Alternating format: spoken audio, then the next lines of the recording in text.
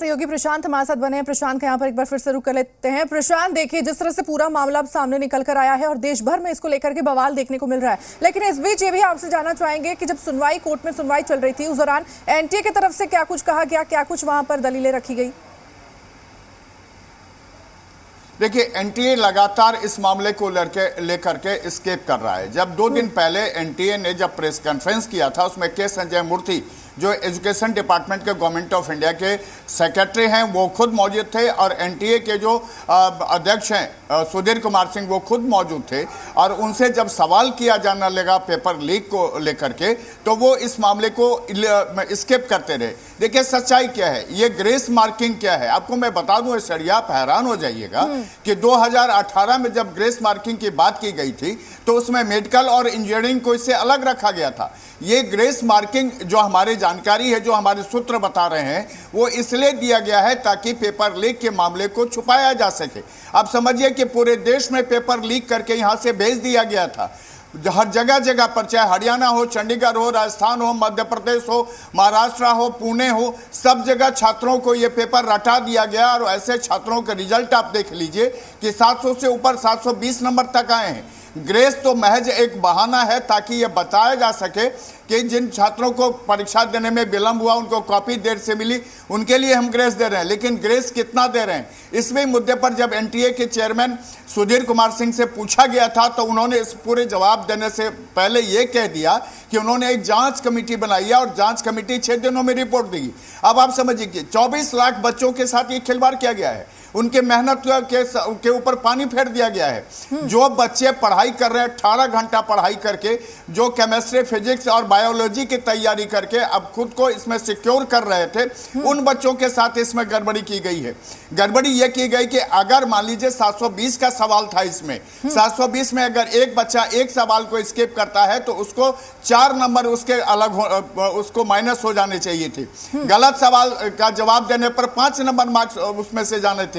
लेकिन एनटीए ने इस सब को छुपाने के लिए एक ग्रेस मार्किंग का तरीका अपना लिया ताकि किसी को पता नहीं चल सके। दूसरी बात कि 4 तारीख को जब काउंटिंग के दिन इसका रिजल्ट देने का क्या मतलब है, जबकि 14 तारीख को आपने पहले से अनाउंस किया था कि 14 जून को हम रिजल्ट देंगे। तीसरी बात जो सबसे अहम है कि आप पटना पुलिस ने जब आपको एफआईआर की कॉपी भेजी, छात्रों के बयानात भेजे, जो पकड़े गए माफिया के बयान भेजे, उस पर आपने कोई एक्शन क्यों नहीं लिया? आप लगातार ये कह रहे हैं कि पेपर लीक नहीं हुआ, जबकि जो पेपर लीक हुए, जिस तरह के सवाल हुए, 74 सवाल का एक लिस्ट तैयार किया गया है जो पटना पुलिस के पास है। आप समझ लीजिए कि 120 में अगर 74 जो सवाल हैं उसके पास है, बाकी जला दिए थे माफियाओं ने। उसके बारे में आपसे सेट मांगा, आप सेट देने से मना कर रहे हैं, क्वेश्चन पेपर का सेट नहीं दे रहे हैं। आपको उन जिन लड़कों के बारे में जानकारी मांगी जा रही है, आप उसको नहीं दे रहे हैं। आप पटना पुलिस के ऊपर भरोसा एनटीए क्यों नहीं कर रहा है? क्योंकि पटना पुलिस ने ये बता दिया, अपने एफआईआर में लिखा है, कोर्ट में जो उसने सबमिट किया है उस पेपर में सीधे तौर पर लिखा है कि जो नीट का एग्जाम था उसका पेपर लीक हुआ है। और पेपर लीक करने वाले जो लोग पकड़े गए माफिया, उन्होंने स्वीकार किया है कि यह पेपर लीक किया गया था। 40 लाख रुपए में पेपर बेचे गए थे, एक एक लड़के से 40 लाख रुपए लिए गए थे। ये वो लड़के थे जो मेधावी नहीं थे, जो पास नहीं कर सकते थे, लेकिन पैसे दे करके क्वेश्चन पे का आंसर उनको जवाब याद कराकर उनको परीक्षा में बिठाया गया, जहां से 4 लड़कों को ऐश्वर्या पकड़ा गया।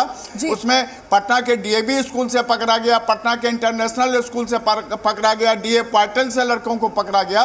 बावजूद एनटीए ये मानने को तैयार नहीं है कि पेपर लीक हुए। आज जब सारे देश के छात्र जो है, पटना के भी छात्र जब सड़क पर हैं, आंदोलन कर रहे हैं, तो एनटीए के पास जवाब नहीं है। ऐश्वर्या, बिल्कुल। और इस बीच अब लगातार उंगली भी यहाँ पर उठ रही है, सवाल भी एनटीए पर उठ रहा है। हालांकि सुप्रीम कोर्ट ने भी देखिए अब इस बीच ये कह दिया है कि ऐसे मामलों से परीक्षा की जो गरिमा है वो प्रभावित होती है। बिल्कुल सही कह रही है आप ऐश्वर्या। देखिए, परीक्षा की गरिमा ही नहीं इसमें चौपट हो रही है, छात्रों के भविष्य से खिलवाड़ हो रहा है। जो छात्र 2 बार ड्रॉप आउट करके फिर से इस परीक्षा में बैठे, उनका भविष्य चौपट हो गया। और जो लड़के 700 भी नंबर ले आए या 670 नंबर लेके आए, उनको कोई सरकारी कॉलेज मिलने नहीं जा रहा है। गरीब किसान मजदूर के बच्चे जो जिन्होंने इतने नंबर लाए, जिनके लिए पहले से ही कट ऑफ 620 625 होता था, हर एक साल जो एनटीए और नीट का जो कट ऑफ मार्क्स होता था वो 620 से ज्यादा ऊपर नहीं होता था। तब लड़कों को ये लगता था कि अगर उसके पास 640 नंबर आ गए तो कोई सरकारी कॉलेज मिलेगा, उसको एम्स में एडमिशन हो जाएंगे। लेकिन आप देख लीजिए जो लिस्ट है, जो 67 लड़कों की लिस्ट है, जो 1100 बच्चों की लिस्ट है, उसमें सारे के सारे टॉपर्स हैं। यानी कि किसी को भी एम्स में पढ़ने की अब इच्छा पूरी नहीं हो पाएगी। साथ में जो सरकारी कॉलेज है, उन सरकारी कॉलेज में भी, खास करके बिहार की बात करें तो बिहार में जितने सरकारी कॉलेज हैं जिसमें लगभग 900 के करीब सीट है, आप समझ लें कि वो सीट उन बच्चों को नहीं मिल पाएगा जो गरीब घर से आते हैं, जो रिक्शा पुलर के बेटे हैं, जो ठेला चलाने के बेटे हैं, जो मजदूर के बेटे हैं, जो एक गरीब आदमी के बेटे हैं, उनके बच्चों को नहीं मिलेगा। यानी नीट ने, एनटीए ने इतना बड़ा उनके साथ धोखाधड़ी की है और बावजूद एनटीए जवाब देने के बजाय वो एस्केप कर रहा है। और इससे परीक्षा की गरिमा पूरी तरह से, जो नीट की परीक्षा है जो विदेशों में भी होती है, उसकी गरिमा खत्म हो गई है। समझिए कि ये जो 24 लाख बच्चे हैं उनके साथ कितना बड़ा ये मजाक किया गया है। ऐश्वर्या, बिल्कुल, बच्चों के भविष्य के साथ यहाँ पर साफ तौर पर खिलवाड़ किया गया है। ठीक है प्रशांत जी, तमाम जानकारियां साझा करने के लिए, जुड़ने के लिए आपका बहुत बहुत धन्यवाद। बड़ी जानकारी अपने दर्शकों तक पहुंचा रहे हैं किस तरह से इस पूरे मामले को लेकर के अब देश भर में बवाल देखने को मिल रहा है। इस बीच जो परीक्षार्थी हैं, जो बच्चे हैं, उनके तरफ से क्या कुछ कहा गया है, एक बार जरा वो भी सुनते हैं। सामने उजागर है, उसमें कुछ उजागर करने जैसी बात नहीं है। रीनीट कराया जाए, दोबारा से एग्जाम कराया जाए, जो लाखों छात्र, उनके अभिभावक, उनके परिवार इस करप्शन से पीड़ित हैं, जो एक्सप्लॉइट हो रहे हैं, उनके साथ न्याय हो। एग्जाम जो है, नीट एग्जाम कोई मामूली एग्जाम नहीं है। हम सब जानते हैं कि यहाँ पे किस प्रकार से सारी, मतलब ये मेडिकल का एग्जाम है। मेडिकल वो एक ऐसा प्रोफेशन है जहाँ पे लोगों के जीवन और मृत्यु की बात होती है। अगर वहाँ पे इस प्रकार इनरेगुलरिटीज, इस प्रकार धांधली देखी जाएगी एग्जाम में, तो ये पूरे बच्चों के भविष्य को खराब करता है। आप खुद सोचिए, आपके पास एक ऐसा डॉक्टर है जो खुद एग्जाम में धांधली करके आया है, उसने वो क्या मेडिकल की पढ़ाई करेगा और क्या बाद में चिकित्सक के रूप में लोगों की सेवा करेगा। जैसा कि अभी हमारे ध्यान में है, आपने ज़ी न्यूज़ ने भी सबसे पहले इस चीज़ को कवर किया कि एनटीए द्वारा जो नीट यूजी की परीक्षा कराई गई, उसमें काफ़ी सारी ऐसी चीज़ें सामने आई जो अगर रूल के हिसाब से चलते, रेगुलेशन के हिसाब से चलते तो नहीं, लेकिन उसके बाद भी गलतियों को मानने की बजाय प्रेस कॉन्फ्रेंस किया गया एनटीए के द्वारा, जिसमें उन्होंने अपने 5-6 पॉइंट्स पर चर्चा करी। So our petition is different from the other petitions where we are challenging the arbitrary award of grace marks to people. अगर किसी को 650 मिला है या 630 मिला है, उनको 720 भी मिल गया है, they become all India rank number 1. ऐसे भी हो चुका है. So what we have told the court that there is a very clear issue here. The thing is, since the matter was not listed before the court today, the court has only said आप registry में mention करके इसको list करा दीजिए. So I think कहा है कि ऐसा लगता है कि परीक्षा की गरिमा प्रभावित हुई है, लिहाजा एनटीई से जवाब लेना बनता है। कोर्ट ने नोटिस जारी किया है। हमारे साथ अलग पांडे हैं। अलग जी, आज कोर्ट ने नोटिस तो जारी किया और कोर्ट का ये ऑब्जर्वेशन भी था कि एनटीई से जवाब लेना बनता है, लेकिन कोर्ट से ये भी मांग की गई कि काउंसलिंग पर रोक लगा दी जाए, लेकिन कोर्ट ने कहा कि हम काउंसलिंग पर रोक नहीं लगा रहे हैं। तो ऐसे में क्या लगता है कि क्या छात्रों का भविष्य अधर में लटक गया है या क्या अभी भी कोई राहत की उम्मीद है?